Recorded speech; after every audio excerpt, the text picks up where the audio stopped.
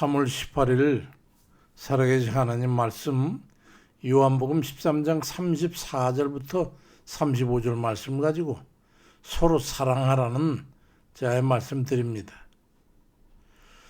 우리는 사랑하라는 말을 너무 많이 들어가지고 이제 때로는 콧바람 정도로 그냥 치부하고 말 때가 있지요. 근데 오늘 주님께서 우리에게 주신 서로 사랑해라, 내가 너희를 사랑한 것 같이 너희도 서로 사랑하라고 하는 요한복음 23장 34절 이하의 말씀은 우리에게 지금 살고 있는 삶에 대해서 쉽게 어려운 말씀을 하셨어요. 너는 지금 사랑하며 살고 있느냐? 이거에 대한 질문을 우리에게 던지고 있는 거지. 왜냐하면 사랑은 말이 아니라 삶으로 증명되는 것이기 때문에 그렇습니다. 그러니 우리는 용서하고 사랑하십시오. 이제 조금씩 깨닫게 됩니다. 사랑은 감정으로 시작되는 것 같지만 사실은 용서라고 하는 결단에서 시작된다는 거 잘 아시죠? 우리는 평생 살면서 맨날 싸우더지만 그 용서가 없으면 다시 사랑하게 되던가요? 안 되지요. 누군가를 사랑하는 일이 어려운 이유는 우리가 이미 마음 상처를 이미 기억하고 있기 때문이에요. 그 기억이 새로워지면 사랑할 수가 없어요. 그 기억은 쉽게 지워지지 않고 때로는 사랑하려고 하는 그 마음을 가로막아 눌러버리죠. 그렇지만 주님께서는 요한복음 13장 34절에서 내가 너희를 사랑한 것 같이라고 하는 조건을 들면서 사랑하라고 합니다. 이 말씀은 단순히 따뜻하게 대하라는 그런 의미가 아니라 자기 자신을 십자가에 못 박은 죄인들을 용서하고 사랑한 것 같이 그 주님과 같이 말이죠. 우리에게도 그 같은 사랑을 하며 한 용서를 하라는 뜻으로 말씀하셨어요. 그래야 사랑할 수 있겠단 말이죠. 우리 종종 마음이 풀리면 용서하겠다고 말하잖아요. 그렇지만 신앙은 그 반대예요. 용서할 때 마음이 풀리는 거예요. 용서는 감정의 결과가 아니라 믿음의 결단이거든요. 에베소 4장 32절에 서로 친절하게 하며 불쌍히 여기며 서로 용서하기를 하나님이 그리스도 안에서 너희를 용서하신 것 같이 하라고 말씀하셨어요. 하나님께서 우리를 먼저 용서하셨기 때문에 우리도 용서할 수 있는 그런 사람으로 부르심을 받은 거예요. 우린 종종 그렇게 말하자. 아니 내가 왜 먼저 용서해야 됩니까? 그렇지만 신앙은 누가 먼저인가를 따지는 싸움이 아니라 내가 먼저 사랑하겠다고 하는 결단이지요. 그 결단 없이 용서가 됩니까? 그리고 사랑할 수가 있겠어요? 용서는 상대를 위한 것 같지만 사실은 내 마음을 그 용서 못함에서부터 자유롭게 만드는 거예요. 한 노 목사님 다 아시는 분이기 때문에 이름을 거명하긴 그렇고 평생 마음에 품고 있던 사람을 용서하지 못하고 괴로워하다가 어느 날 기도 중에 깨달았다고 그래요. 내가 붙잡고 있는 것은 그 사람이 아니라 바로 내 분노였다고. 그리고 회개하고 내가 다 용서한다고. 그러더니 그렇게 평화롭게 갔다는 거죠.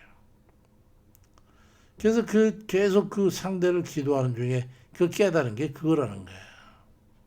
자신의 마음의 문제더라.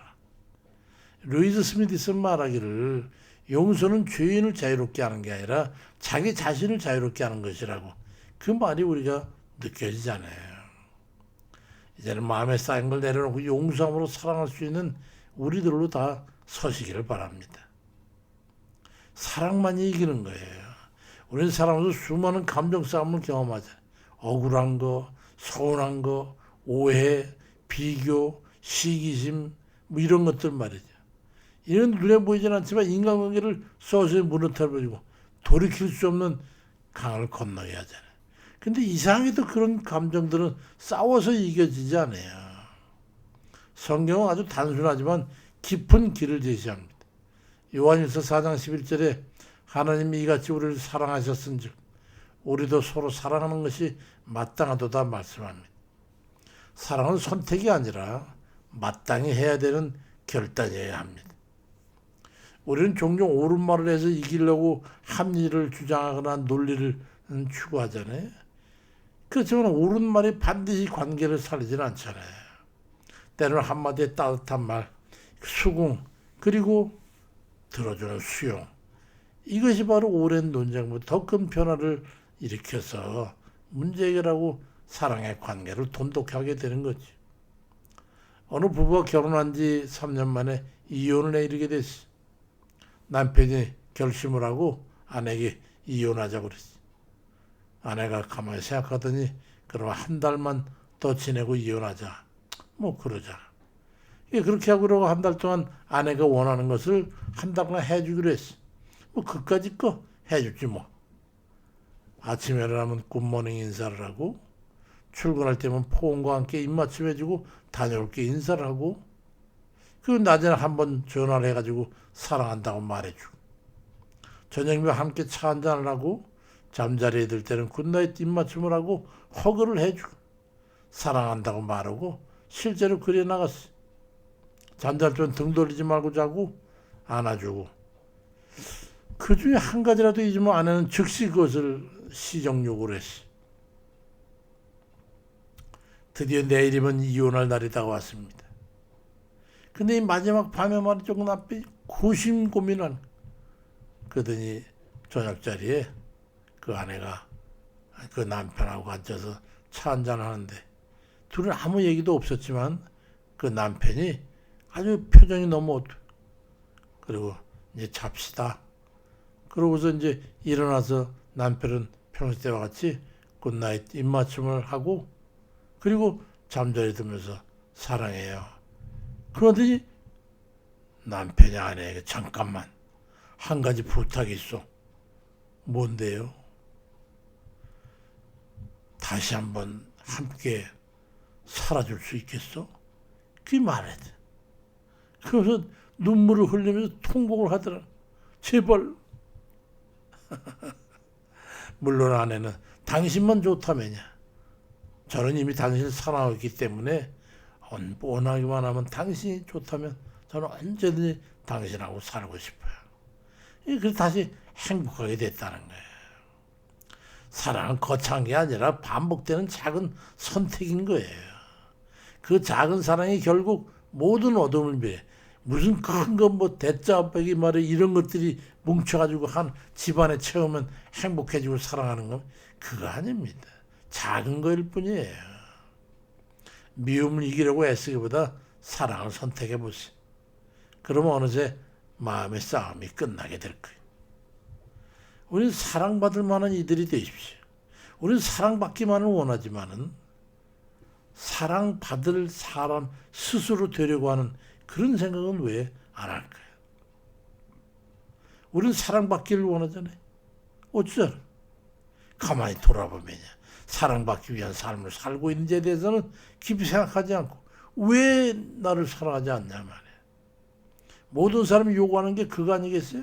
사랑하는 요구. 그 사랑은 요구한다고 주어지는 게 아니잖아요. 나 자신이 먼저 사랑스러운 존재가 되는 거예요. 로마서 12장 10절에 형제를 사랑하여 서로 우애하고 존경하기를 서로 먼저 하고 이 말하잖아요. 이 말씀은 사랑의 방향을 분명히 합니다. 먼저 사랑하라는 거예요. 사랑받기를 원하기 전에 먼저 사랑받을 만한 이가 되라. 사람이 사랑스러워진다는 것은 외적인 어떤 그런 조건이 아니라 내적인 태도와 변화에 생기는 거잖아요. 말을 조금 더 부드럽게 하는 거, 상대 입장을 한 번 더 생각해 주는 거, 나의 옳음을 잠시 내려놓고 당신이 옳다고 해주는 거, 이런 작은 변화들이 그 사람을 따뜻하게 느끼게 하는 거예요. 그럼 사랑스러워지는 거예요. 어느 공동체에 유독 사람을 잘 따르는 사람들이 따르는 한 분이 있었는데 그 말도 많지도 않고 뭐 그것도 지위가 높은 것도 아니고 유독 사람들이 그를 좋아해요. 왜냐 유심히 살펴봤더니 그 사람은 누군가 말하면 끝까지 깊은 관심을 가지고 들어주고 걱정을 함께 하고 기쁨을 함께 나누고 말이죠. 슬픔을 유래주고 그 끝까지 들어줘. 또 작은 고마움에도 고맙습니다. 감사합니다. 참 넉넉하게 감사하는. 사람들은 그분 곁에서 마음이 편해진다고 그러는. 아이 오늘 지금 기분 그냥 꿀꿀하고 아유 그분한테 가서 얘기 좀 할까? 이래가지고 그분을 갖게 돼. 결국 그분이 갖는 장점이 뭐냐? 수용과 감사더라는 거죠. 결국 사랑은 기술이 아니라 태도와 자세였다는 거예요.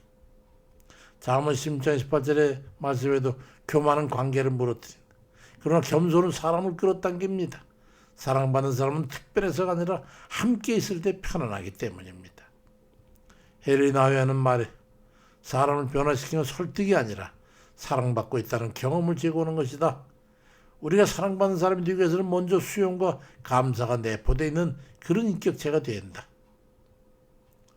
사랑은 멀리 있는 것이 아니라 오늘 우리의 태도 속에 있는 것.